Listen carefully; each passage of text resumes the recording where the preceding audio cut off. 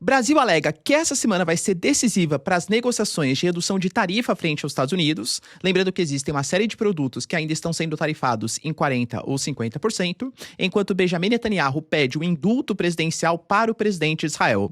Em Honduras, o país que tem a maior taxa de homicídios da América Central, temos eleições super importantes, com indulto, perdão presidencial do Trump em relação a uma personalidade acusada de tráfico de entorpecentes, o que parece bastante hipócrita, vendo que ele está combatendo a atuação desses grupos na América Latina, e sim a possibilidade de fraude eleitoral e até intervenção militar. Vamos entender um pouco mais o que está rolando nas eleições de Honduras. Falar um pouquinho também sobre o pouso de um avião presidencial de Nicolás Maduro, bem próximo da fronteira com o Brasil, dando a entender que há algum tipo de intercâmbio, algum tipo de relação. Será que o Maduro vai fugir para o território brasileiro?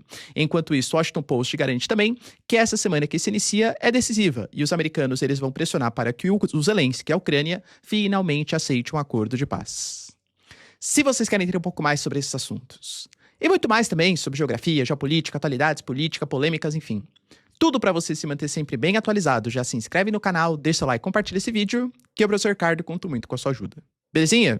Pessoal, presta bastante atenção que ainda na Nômade, maior e melhor conta internacional do Brasil, estamos em Black Friday ou Yellow Friday. Se você deseja diversificar suas posições com a Nômade, é o aplicativo mais simples, mais utilizado do Brasil, mais de 3 milhões de pessoas, e a Nômade está disponibilizando para você que é companheiro de guerra, parceiraça aqui do canal, o cupom Marcílio YE25, a possibilidade de ter 25 centavos de desconto por dólar convertido. Então, no momento que o dólar, creio eu, tá? Não é recomendação de investimentos, já tá no valor mais baixo do que é praticado no passado recente, você ainda pode comprar com 25 centavos de desconto.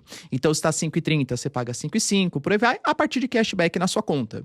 Lembrando que a Nômade tem uma série de benefícios, acordo com aluguel de carros, acordo com uma série de empresas. Tem a possibilidade de você usar o cartão de crédito da Nômade aqui no Brasil mesmo, tá?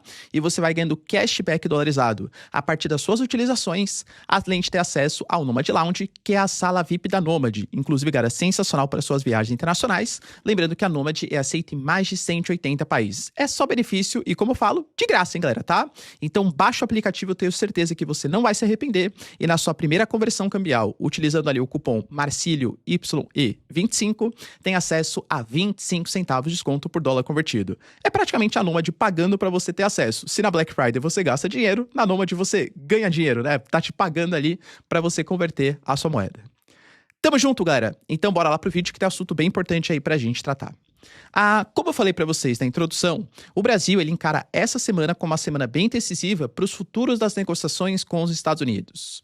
Porque a gente teve a notícia que o Trump ele retirou a tarifa de uma série de produtos brasileiros, o café, a carne e tal, mas cuidado, não é que tirou de todos os produtos. Quando a gente faz uma análise mais minuciosa das exportações brasileiras, mais ou menos ali vai 22%, 23%, seguem tarifados em 40% ou 50%. Os números oficiais, segundo o próprio governo brasileiro, é que 8,9 bilhões estão tarifados em 40%, 6,2 tarifados em 10%, 14,3 bilhões são isentos agora de tarifas com as medidas do Trump, mas ainda existe cerca de 10,9 bilhões que estão inclusos na seção 232, que é a seção americana que julga as questões comerciais, alegando que o Brasil não faz a proteção da salvaguarda tecnológica, que incentiva a pirataria, né, dentre outros problemas comerciais, alegados pelo governo brasileiro.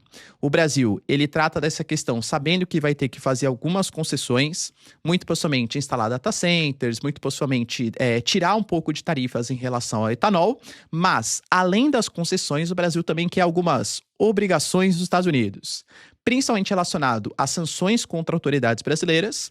O Alexandre Padilha, por exemplo, nosso ministro da Saúde, ele está sancionado por conta da participação no programa Mais Médicos, e das autoridades brasileiras, por exemplo, Alexandre de Moraes e sua família, né? Sancionado ali pela lei Magnitsky. Se vai acontecer agora ou não, convenhamos, a gente não sabe, mas o Brasil encara essa semana como uma semana decisiva, sabendo que o Brasil ele está tentando fazer um processo de reindustrialização do seu território. O projeto da nova industrialização, da nova indústria Brasil, a própria reforma tributária brasileira, que não vai reduzir nem aumentar os impostos, pelo menos é a promessa, né? Vamos ver como que ela vai vir no final. Mas que ela promete transformar um pouquinho, fazer com que sejam mais tarifados o setor de serviços e menos tarifas no setor secundário, setor industrial, para reindustrializar o território brasileiro. Como isso vai ser feito? Vamos aguardar cenas dos próximos capítulos, mas fato é que o Brasil demonstra preocupações com a falta de competitividade da indústria brasileira, principalmente por conta das tarifas americanas. Além disso, cara, Benjamin Netanyahu está, a gente sabe, acusado de uma série de escândalos de corrupção. Pesam contra ele 3 casos de propina, por exemplo, e isso faz com que ele seja acusado de fraude, quebra de confiança e, além, claro, do recebimento das 3 propinas ali em processos diferentes. Ele é o único primeiro-ministro que está sendo julgado durante o seu exercício de mandato, claro, na história de Israel, que claro que é uma história recente, né, no final da década de 40, mas é uma história aí de quase 70 anos. O Benjamin Netanyahu, ele mandou uma carta para o presidente do país, que pode conceder esse indulto, alegando que, nesse momento, o julgamento dele divide o país, e é um momento em que não pode ter uma divisão. Além disso, ele fala que o perdão ajudaria, por exemplo, a restabelecer a ordem. Ele alega que no momento tão tenso de Israel, de combate com o Hezbollah, o Hamas, uma proposta de paz para a faixa de Gaza, negociações, ele tem que comparecer no tribunal 3 vezes por semana e, além disso, atrapalhar a governabilidade de Israel, isso ainda mancha a imagem do seu governo. Lembrando que o Trump também já pediu, tá, oficialmente para o presidente de Israel, para que ele conceda esse indulto. Cara, convenhamos que eu concordo com os argumentos do Benjamin Netanyahu, né? Atrapalha a governabilidade, você tem uma dificuldade de juntar o país, porque existe um presidente que tem que comparecer ao tribunal várias vezes na semana, e isso é transmitido pela rádio, transmitido pela televisão, você tem problemas em relação a uma coesão nacional, mas ao invés de você conceder o indulto, tinha uma melhor solução para isso, né? Bastava não ter acusações tão fortes contra ele. Ou seja, na minha concepção, hein? As investigações não estão causando o problema em Israel. O problema em Israel foi causado pelo Benjamin Netanyahu, né?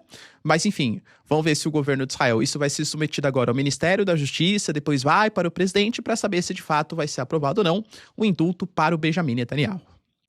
Além disso, cara, temos também eleições em Honduras, o país hoje que tem a maior taxa de homicídios da América Central. Pertencia a El Salvador, depois do governo Nayib Bukele teve essa redução. Hoje Bukele, né, El Salvador é um dos países mais seguros aí do planeta. Essas eleições, lembrando que Honduras, você não tem 2 turnos, então mesmo que um presidente atinja, 35% dos votos, ou seja, não atingiu 50%, ele vai ser eleito porque ele foi o presidente mais votado, né, o candidato mais votado ou a candidata mais votada, o que significa que vai ter a definição hoje do processo eleitoral de Honduras. É um processo eleitoral que já está marcado por possibilidade de fraudes. Em um teste que aconteceu na semana passada, as próprias autoridades locais, junto com a OEA, Organização dos Estados Americanos, alegaram que não havia uma transparência, que havia possibilidade de fraude, ou seja, uma eleição que já nasce com a possibilidade de não reconhecimento do processo e com uma forte intervenção do governo Trump. Hoje, nós temos no poder a Xiomara Castro, que é uma candidata mais à esquerda. Ela assumiu em 2021, depois de um período aí de 12 anos de governos mais direita, governos mais conservadores. Hoje, a gente tem em Honduras uma importante rota do narcotráfico, inclusive de entorpecentes que são trazidos do território colombiano, do peruano, enfim, da América do Sul, né? A América Central com uma espécie de corredor de exportação. Tanto que a Xiomara Castro, ela definiu, nesse momento, um estado de emergência no país. Esse estado de emergência, ele retirou alguns preceitos ali constitucionais, o que fez até com que a atual esquerda do país se aproximasse do exército do país. E aí você vê as contradições da própria história de Honduras. A Xiomara Castro, ela vem depois de 12 anos, porque há 12 anos, né, em 2021, ou seja, agora há 17 anos, nós tínhamos a figura do Manuel Zelaya, antigo presidente do país, que foi deposto por o que a esquerda chama de um golpe militar e que a direita chama de uma intervenção militar, por conta de casos de corrupção, casos de nepotismo e por aí vai. A atual candidata que promete suceder a Xiomara Castro é a figura da Rishi Moncada.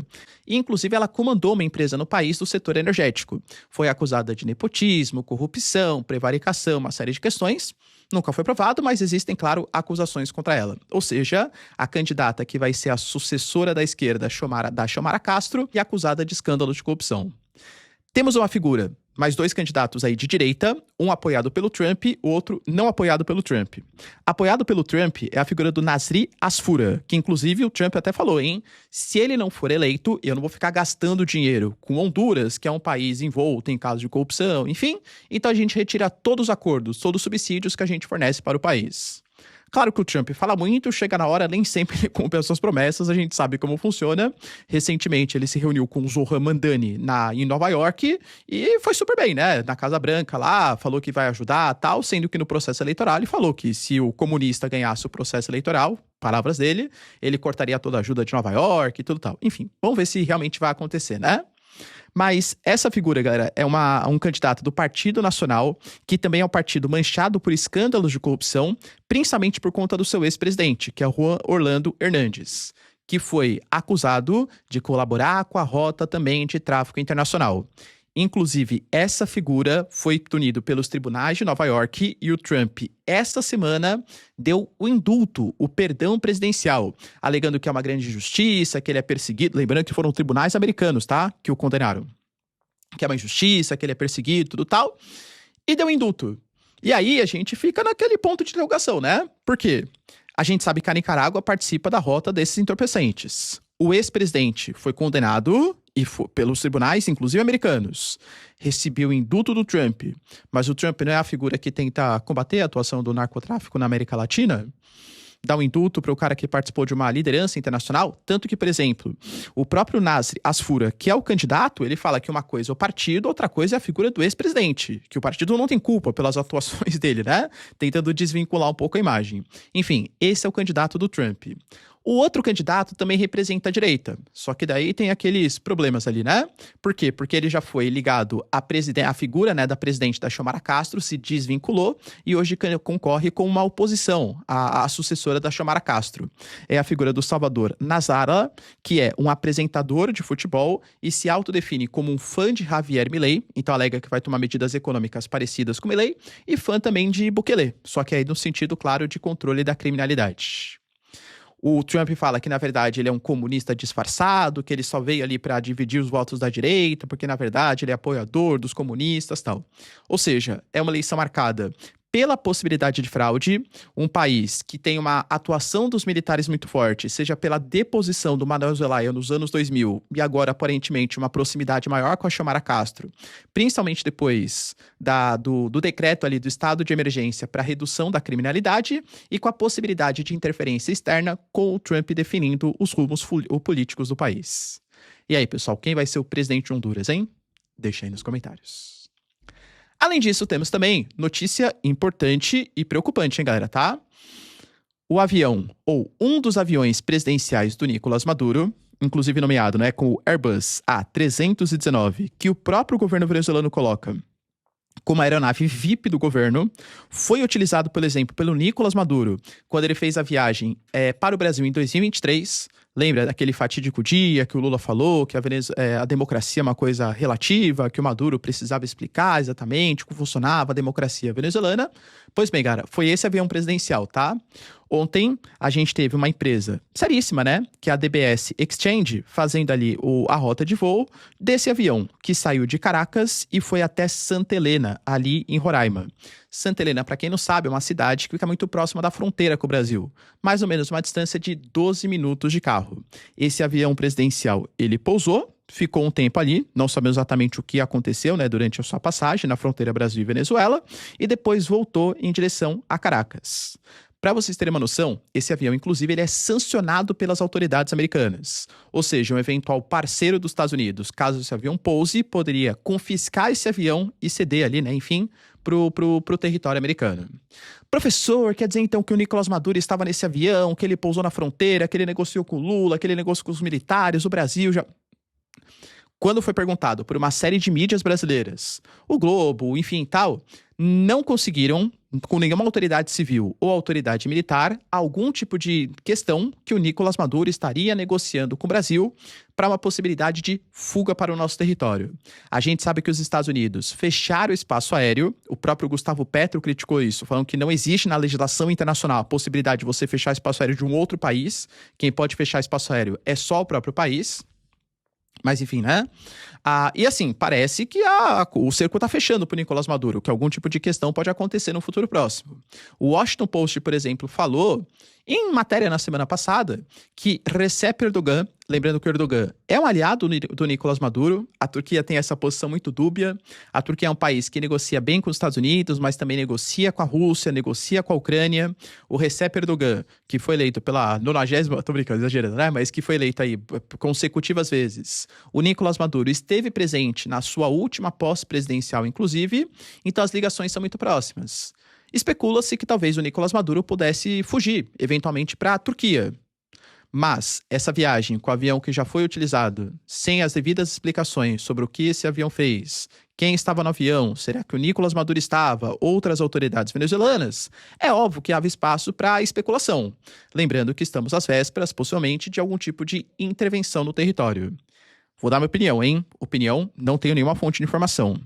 Eu duvido que o Brasil vá comprar uma briga com os Estados Unidos, recebendo Nicolás Maduro como um exilado, como um refugiado no território brasileiro. Lembrando que o Brasil também tem uma posição dúbia.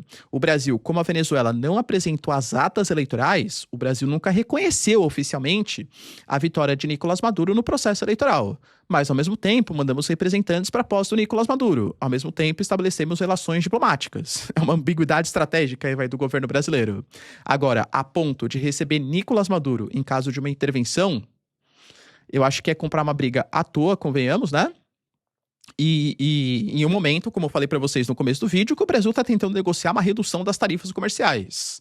Já existem problemas políticos. O Itamaraty fala, por exemplo, que os Estados Unidos cada vez mais esquece o tema Bolsonaro, anistiado e tal, e está pensando nas questões econômicas. Agora, receber o Nicolás Maduro, que é colocado pelos Estados Unidos como líder da atuação do narcotráfico, com um pagamento de 50 milhões e líder do cartel Los Soles, acho que seria comprar uma briga à toa. Mas, de novo, autoridades brasileiras não se pronunciaram sobre o fato, nem autoridades civis. O que a gente tem é a comprovação que o avião, de fato, pousou, um avião utilizado pelo presidente Nicolás Maduro. Será que existe alguma chance de fuga para o território brasileiro ou para a Turquia? Deixa aí nos comentários. E para finalizar, pessoal, essa semana deve ser uma semana complicada para os ucranianos. O Washington Post colocou que, primeiro, hoje teremos uma reunião na Flórida entre Marco Rubio, Steve Witkoff e também o Jared Trump, que é o genro, né, ali do Trump, com algumas autoridades ucranianas.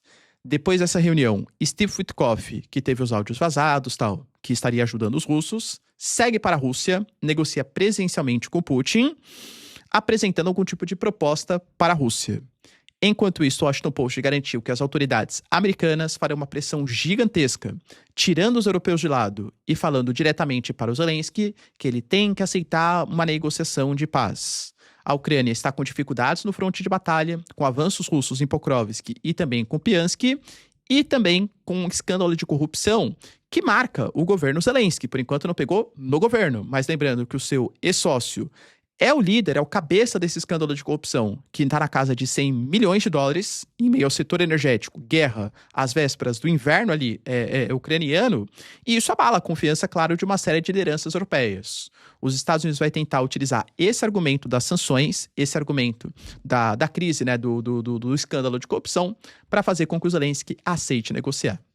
E aí, pessoal, será que a Ucrânia finalmente vai aceitar as condições americanas? Lembrando que são condições pesadas, hein? Aparentemente, usina de Zaporizhzhia, 50% Ucrânia, 50% Rússia, o fim das sanções contra a Rússia, o território da Crimeia e também a região de Donbass sendo reconhecidas oficialmente como territórios da Rússia. Lembrando que a Rússia até hoje não conseguiu dominar completamente Donbass, ainda há resistência em Donetsk e tal, mas a Ucrânia parece cada vez mais comprometida, principalmente, claro, sem o apoio dos Estados Unidos. Deixa aí nos comentários, galera, quero saber sua opinião. No mais, se vocês curtiram o vídeo, tamo junto, beijos, abraços e tchau, tchau.